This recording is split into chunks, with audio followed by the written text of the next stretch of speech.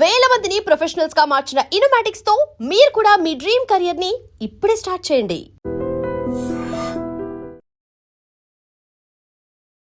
That's why I say like universe design అని తెలుస్తుంది బలంగా. నాకేం రాదు, ఆ ధైర్యం ఏంటో, ఆ కాన్ఫిడెన్స్ ఏంటో. అందుకనే ఇగ్నోరెన్స్ ఇస్ బ్లిస్ అంటారు చాలాసార్లు. సో ఒక ఇగ్నోరెంట్గా వచ్చాను అంత, మనకి చేసేద్దాం ఇప్పుడు చేద్దాం. లక్కీలీ వర్కౌట్ అయింది. తర్వాత because of universe grace and kindness it pushed me towards Ramoji, it pushed me towards Shastri garu, Ilaiyaraaja గారు అండ్ నాగార్జున గారు. సో మెనీ బ్యూటిఫుల్ పీపుల్ మధ్యకు తీసుకొచ్చి పాడేసింది. I'm from a small town, Tadepalli కూడా ఉన్నా. వీళ్ళందరూ ఉద్దండులు అప్పటికే. వాళ్ళ దగ్గర తీసుకొచ్చి వాళ్ళ క్లోజ్గా వాళ్ళతో తిరిగేలాగా చేసింది. సో ఆ సువాసన ఏదో అబ్బింది అంతే. చెప్పాను కదా లాస్ట్ టైం. అవును చెప్పారు. అయితే ఇంత డీటెయిల్డ్గా ఇంత ఎమోషనల్గా చెప్పలేదు సార్.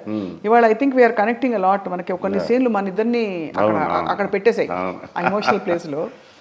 సో అది బట్ ఇంత ప్రేమ సార్ రమ్య గారు అంటే మీరు మిస్ చేయరా? రమ్య గారు మీ పక్కనే లేకపోతే? అది ఫిజికాలిటీకి సంబంధించిన విషయం కాదు సార్.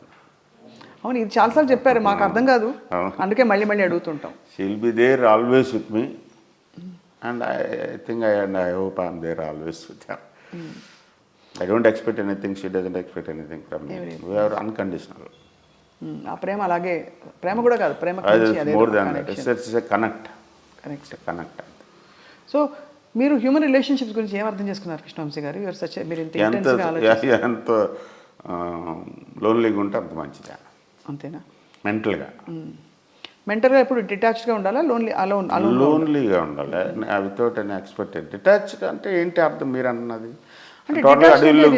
ఇప్పుడు ఒక చక్కటి రమ్యకృష్ణ గారు లాంటి ఒక శ్రీమతి మీకు ఉన్నప్పుడు ఇద్దరం కలిసి విల్ డూ థింగ్స్ టుగెదర్, అన్ని కలిసి ప్లాన్. ఆ ఫేజ్ అయిపోయింది కదా, అది కూడా చేసాం. అది అంతా బీభత్సంగా ఎంజాయ్ చేసాం, అదంతా అయిపోయింది. సో దాని తర్వాత స్టేజెస్, ఒక్కొక్క స్టేజ్ ఒక్కొక్క స్పేస్ ఉంటుంది కదా, అది అండ్ పరిస్థితులు అండ్ ఇంకో పక్కన సినిమా. ఆవిడకి సినిమా, నాకు సినిమా. ఇది కూడా సార్ ఇదేదో ఇది మా ఫాండ్ విష్ కాబట్టి.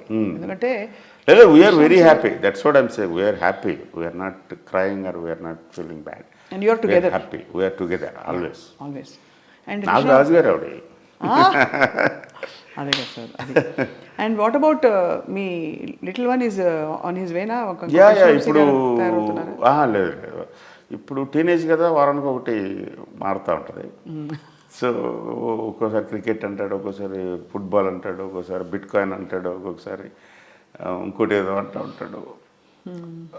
సో మేమిద్దరం కూడా వదిలేస్తాం. అంటే మేమిద్దరం కాదు, తనే ఎక్కువ, is mother's son actually. So తనే చూసుకుంటూ ఉంటుంది. And I know is in the best of the hands అన్ని రకాలుగా. డిసిప్లిన్ కానీ, లవ్ కానీ, is very good. And Ramya sister విని takes care of his education and all those things. Okay. So మంచి సంరక్షణలో ఉన్నాడు. So will become good, whatever he becomes will become very good. And వాడి లక్కే అర్థమవుతుంది కదా ఎక్కడ పుట్టాడు అని చూస్తే. సో ఎక్కడ సార్? చెన్నైలో రమ్య నాకు మధ్యలో కదా ఈ కాంబినేషన్లో పుట్టాడు. ఒక ఇంటెలెక్చువల్ జీనియస్ మీరు, ఏదో completely fun and loving Ramya garu. And of course మీ ఇద్దరు కాంబినేషన్ అదరహో అదరహ. సార్ మీకు రంగస్థల పద్యాలు ఏమైనా వచ్చా సార్? Same hero. ఈ సినిమా కోసం కొంచెం చేస్తూ ఉంటే డబ్బింగ్ టైంలో ఉత్తేజిత ఐడియా అది అనే ఏదైనా పద్యాలు వాడితే బాగుంటుంది బ్యాక్గ్రౌండ్లో. కరెక్ట్ అనిపిస్తుంది. కరెక్టరా ఎక్కడ స్పేస్, అప్పటికి రాజా గారి బ్యాక్గ్రౌండ్ స్కోర్ కూడా అయిపోయింది. ఇక్కడ సరేరా తీసుకురా అంటే గుమ్మడి గోపాలకృష్ణ గారు అని ఆయన చాలా బిగ్ యాక్టర్. సో ఆయన్ని తీసుకొచ్చాడు. ఆయనకు నేనంటే చాలా ఇష్టం. అరే వంశీ అని ఆయన ఇమ్మీడియట్గా వచ్చాడు. వస్తే ఒక 2 మైకులు పెట్టి 3 మైకులు పెట్టి ఆయన్ని కూర్చోబెట్టి, మీ ఇష్టం సార్, మీకు వచ్చిన పద్యాలన్నీ పాడేయండి అని. నాకు తెలిసిన ఒక 2 చెల్లియో చెల్లకు, జెండా పైకి రోజు, ఇలాంటి చిన్న చిన్న పద్యాలు తెలుసు నాకు, చాలా పాపులర్ పద్యాలు. సో వీటితో పాటు ఇంకేదైనా ఇవ్వండి సార్ అని కొన్ని సీక్వెన్స్ చూపించాను. కొన్ని సీక్వెన్స్లు చూపిస్తే ఆయన రియాక్ట్ అయ్యి అక్కడికక్కడ ఆయన పద్యాలు పాడిన తర్వాత ఎక్కడెక్కడ పోస్ట్ చేయాలి దాన్ని అని చేసాం. So nice of. అది పెట్టుండకపోతే సార్ ఆనెస్ట్లీ రంగస్థల రంగమార్తాండ కథ ఎందుకు, ఎల్ఐసి ఆఫీసర్ సుబ్బారావు కథ ఎందుకు కాదు, కుటుంబం ఒకటే కదా అనే ఫీలింగ్ వచ్చేది. ఆయన కుటుంబం చక్క ఎల్ఐసి నాది అయిపోయింది, రిటైర్మెంట్ పార్టీ అయింది, ఇప్పుడు నేను ఇచ్చేస్తున్నాను చేస్తుండొచ్చు. బట్ ఆ రంగస్థల పద్యాలు పెట్టడం దానివల్ల ఆరా వచ్చింది. రెండోది డీపర్ ఫిలాసఫీ ఏదైతే చెప్పారో ఇదంతా ఒక రంగస్థలం అనే టైప్ లో ఆయన అక్కడే ప్రాణాలు అంటే వదిలేయటం అన్ని అవన్నీ చాలా శంకరాభరణం ఆ సెన్సిబిలిటీస్ వచ్చేసాయి. అంటే థ్యాంక్ యూ అమ్మో, అంత పెద్ద దాన్ని ఏమంటాం మైల్ స్టోన్ క్లాసిక్గా ఒక ఫ్లాగ్గా అదేంటో that's like above all these things. Thank you. అది కంపేర్ చేసిన కానీ దేర్ ఇస్ నో కంపారిజన్. దానికంటే ఒక 3000 లైట్ ఇయర్స్ దూరంలో ఉంటుంది రంగమార్తాండ. ఎప్పుడు సార్ రిలీజ్? 22nd అండి, ఉగాదికి రిలీజ్ చేస్తాం. చాలా ఎనీవే మొత్తానికి it's a great treat sir. Thank you. ఇలాంటి cinema thank you so not on OTT ఏదో మనం పోషించాలని అన్నీ తనే డిజైన్ చేసుకుంది. మా ప్రమేయం మేము ఫాలో అవటమే. మేము ఓటీటీలోకి వెళ్దాం అనుకుని వెళ్ళడం లేదు, థియేటర్కి వెళ్ళాలి. అది ఏదో వచ్చేది ఆ టైంకి, ఎవరో ఒకళ్ళు వచ్చేవారు, వచ్చి దాన్ని మార్చేవారు. మన మ్యాంగో రామ్ చాలా హెల్ప్ చేశాడు లాస్ట్ స్టేజెస్లో. ఈ వాజ్ ద పర్సన్. వచ్చి నిలబడ్డాడు, కూర్చున్నాడు, అన్నీ అందరితోటి మాట్లాడాడు, డీల్ చేశాడు, ఇది చేశాడు. So thanks to him also. తప్పకుండా సార్. అండ్ మా ప్రొడ్యూసర్స్ ఎస్ వెంకటరెడ్డి గారని, ఆయన సైలెంట్ పార్ట్నర్, ఎక్కడ కనపడరు. ఫస్ట్ నుంచి చెప్పారు, నేను ముందుకు రాను sir. He is a huge fan of Murari. ఆయన స్పిరిచువల్ పర్సన్, ఒక బిగ్ బిజినెస్ మ్యాన్, ఒక 40 బిజినెస్లు ఎన్నో ఉన్నాయి ఆయనకి. మురారికి ప్రతి ఫ్యాన్, ఒక కామన్ ఫ్రెండ్ దగ్గర తగిలేడాను. తగిలి అన్నది. దాని తర్వాత is a big fan of Prakash Raj. So మా ఇద్దరు సినిమా అంటే ఆయన ఏం సినిమా తీస్తున్నామని కూడా తెలియదు. నేను చేస్తాను సార్ అన్నాడు. తర్వాత కాళీపు మధు అని ఒరిస్సా జైపూర్లో ఉండే తెలుగోడు, తను ఒక ఫ్యాను. అతను క్యాజువల్గా వచ్చి తను నేను చేస్తాను సార్ రంగమార్తాండ అని దిగేటి. దీంట్లో దిగి పాప తాను అష్టకష్టాలు పడ్డాడు. అందరినీ డీల్ చేసి, నీకు తెలుస్తున్నాయి కదా ఎవరెవరు ఎలా ఉంటారని, వాళ్ళందరినీ డీల్ చేసి. నేను అడుగుదాం అనుకున్నాను సార్, 3 years కొంచెం హెవీ వెయిట్లే. అవును. మరి ఎలా మీరు? నేను ఇంకో పెద్ద హెవీ వెయిట్ కదా, అందుకనే వర్కౌట్ అయింది. బట్ ఇంకొకటి ఏంటంటే యాక్టర్స్ పర్టికులర్లీ, అంటే సినిమా ఫీల్డ్లోకి ఎవరు వచ్చినా సరే, most of them are very very sensitive.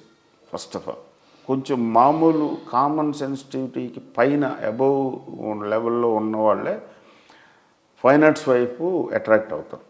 Particularly cinema ఇంకా సెన్సిటివ్గా ఉంటారు. సో ఆ సెన్సిటివ్నెస్ ఉంటే తొందరగా రియాక్ట్ అవుతాం. అండ్ యాక్టర్స్లో పర్టికులర్గా because they are in the profession of performing and showing what they emotions రెడీగా ఉంటాయి, అవైలబుల్. అవును, రెడీగా ఉంటేనే ఎక్స్ప్రెషన్స్ కూడా రెడీగా ఉంటాయి. నేను కూడా ఎమోషన్ ఏదైనా ఫీల్ అయినా నాకు బయటికి రాదు, నాన్ ఎక్స్ప్రెసివ్ అని ఆర్ రాంగ్ ఎక్స్ప్రెసివ్ ఉంటుంది. సో ఉంటారు కాబట్టి టప్ అయిపోతుంది. ఆ తర్వాత ఏం డ్యామేజ్ ఏంటి అనేది వాళ్ళు ఆలోచించరు. ఆ డ్యామేజ్ టైం వచ్చినాక ఐఎమ్ సారీ, ఆ రోజు ఏదో అలాగ అయిపోయింది అని సింపుల్గా చెప్పేస్తారు. సో అది అర్థమైంది. ప్లస్ ఇప్పుడు ఒక 100 మంది ముందు 200 మంది ముందు యాక్టర్ అనేవాడు he has to become naked emotionally, psychologically or sometimes physical. అది ఇంతమంది చూస్తున్నా సరే నేను తను మనం ఇచ్చిన పాత్ర రోల్, తను చేస్తున్న రోల్ని పట్టుకుని వెళ్ళాలంటే అదొక డిఫరెంట్ సైక్ ఉంటుంది. కరెక్ట్. అవును సార్, అవును. దాన్ని పట్టుకుని మనం డీల్ చేయాలి.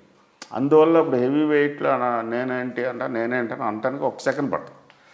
నేనేంటంటే నువ్వే రా, కాదు ఇక్కడికి వేరు, ఇది వేరే. అది ఇట్ ఈస్ బ్రహ్మానందం గారు, రమ్య, శివాత్మిక.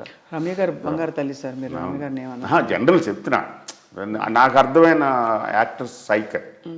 రమ్య గారు మీరు చెప్పిన మాట విన్నారు కదా సార్? ఎవ్రీథింగ్. అసలు ఎలా చెప్తారు సార్ మీరు మామూలుగా? సపోజ్ లేదు, ఇక డైలాగు అయితే ఇది తప్పు కదయ్యా అని అన్నాను డైలాగ్, అది మీరు చెప్తారా? ఇది కొంచెం ఇలా చెప్పు అని ఆవిడ చెప్పేశాక ఇలా లేదు, ఫస్ట్ డైలాగ్ చదివి వినిపించమంటది. అది నేనే చెప్పాలి, ఆవిడ రాసుకోదు, తెలుగు చదవలేదు. అసిస్టెంట్ డైరెక్టర్ని పంపిస్తే వంశీ గారు అన్న పంపించేస్తాను స్వీట్గా. వెళ్తే ఎక్కడికి కూర్చో, ఫస్ట్ పొజిషన్ చెప్పాలి. పొజిషన్లో కూర్చున్న తర్వాత అప్పుడు వినిపిస్తాను మొత్తం సీన్ ఉంటుంది. విన్న తర్వాత సరే చూడు చెప్తాను చూడని ఒక్కొక్కటి చెప్తా ఉంటాను. ఆ టైంలో అది చాలా మర్మరింగ్లో జరుగుతుంటుంది మాధ్యమాన్ని. బికాజ్ ఐ నో ఇప్పుడు నేను ఆవిడ దగ్గరికి వెళ్ళి మాట్లాడుతుంటే మొత్తం అందరూ అటెన్షన్ అంటే వచ్చేస్తుంది. ప్లస్ ఆవిడ ఉన్న ప్లేస్లో జనరల్గా ఒక సైలెన్స్ ఉంటుంది. చెప్పి ఇప్పుడు తెలుగు అంటే తెలుగు నువ్వు ఇప్పుడు కరెక్ట్ చేయదు, డబ్బింగ్ అప్పుడు చూసుకుంటాం అంటే తమిళ్ లైట్గా ఇన్ని సినిమాలు చేసిన లైట్గా తమిళ్ యాక్సెంట్ ఉంటుంది. సో వాటి నుంచి ఆ చిన్న చిన్న కరెక్షన్స్ చెప్పేసి ఓకే టేక్ అంటది అంతే. ఇంకా అట్లా మనం తర్వాత పట్టించుకోకలేదు దాని గురించి. ప్రకాష్ రమ్య ఇద్దరుతోటి డైరెక్టర్లకు ఈజీ ఏంటంటే వీళ్ళు క్లారిటీ ఉంటే వాళ్ళని మనం పట్టించుకోకలేదు. ప్రకాష్ అయితే అబ్సల్యూట్. నేను కట్ ఒక్క సెకండ్ కట్ చెప్పిన తర్వాత ఒక్క సెకండ్ ఆగి ఓకే అన్నానంటే అడిగి అర్థమవుతుంది ఇమ్మీడియట్. 1 more అంటే అక్కడ వచ్చి అంత అండర్స్టాండింగ్ అన్నమాట. నేను దగ్గరికి వెళ్ళక్కలేదు. ఒకసారి నేను లేగిస్తాను అర్థమైంది ఓకే అంటాడు.